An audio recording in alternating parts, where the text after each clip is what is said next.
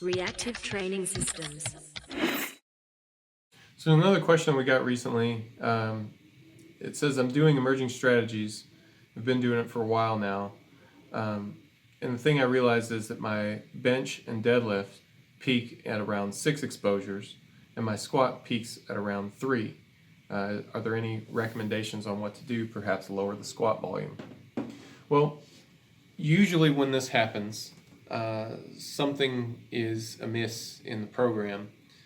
Maybe the squat programming just isn't very effective for you for some reason, or as you alluded to, maybe the workload is too low or too high.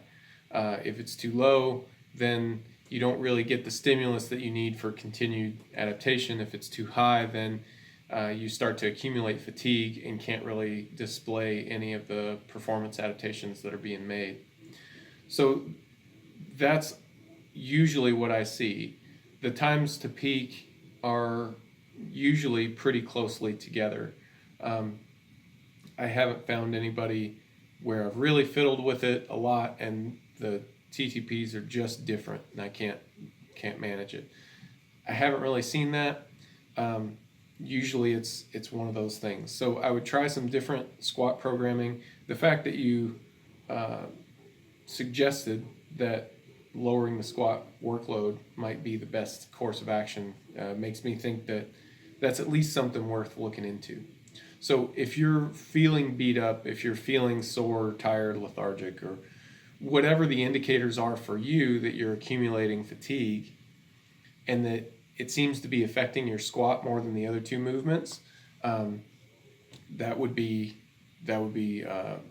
kind of the first indicator that I would use to say, okay, yeah, maybe pulling back the workload is worth taking a look at.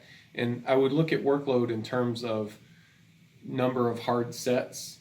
I think that's probably the best kind of rule of thumb as far as looking at your workload. I wouldn't worry too much about like specific volume numbers at this stage for what we're talking about right now. To go along with that, double check to make sure that your count of exposures is correct. So if you're doing low bar squats in one day and high bar squats in the other day, and you're able to use really close to the same weight, that might be something that's throwing off your exposure count. You know, you may be counting it as one exposure, but really you're adapting to it as though it's two. Something to consider. Maybe you've got 3 squat movements in a week and only 1 deadlift movement, which on the whole may affect this rate of adaptation. The exposure count is not a physiological thing as far as I can tell. I don't think that there's any sort of mechanism in your body that's basically counting exposures to a stimulus. I think what's happening is that it's a heuristic that we're using to gauge your rate of adaptation. Your rate of adaptation is going to be generally the same for any of the movements, especially closely related movements like squatting and deadlifting.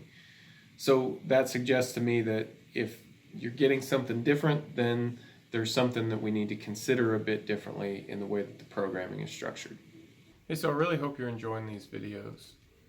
If you like this kind of information and you'd like to get into more depth with it, then I would definitely recommend checking out RTS Classroom. Classroom is an online course that we teach. We launch a new one pretty much every quarter, and it allows us to get into a lot more depth on these topics than we're otherwise able to do, because we can teach you one concept and then build on it in subsequent videos. So if this is something that you want to get more into, you want more information on it, then I would definitely recommend checking out RTS Classroom. I think there's a variety of different courses. I'm sure that you're going to find something that you like, that you want to get more information on. So definitely check that out.